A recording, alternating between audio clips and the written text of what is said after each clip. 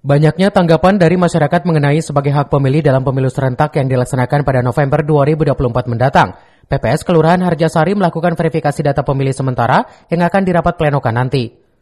Daftar pemilih sementara hasil perbaikan petugas yang turun ke lapangan banyak data yang harus diverifikasi, misalnya warga yang meninggal dunia atau pemilih baru, pindah domisili dan ubah data masyarakat.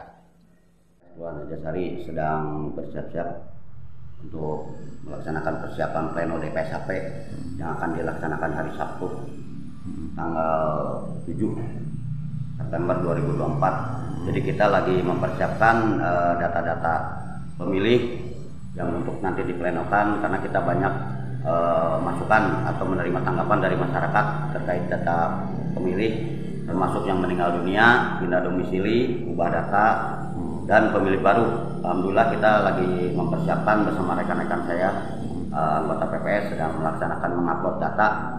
Untuk persiapan nanti kita hari Sabtu pleno DPSHP, daftar pemilih sementara hasil perbaikan, yang kelanjutan tahapannya setelah kita melaksanakan pemasangan DPS di tiap-tiap TPS di Kelurahan Harjasari.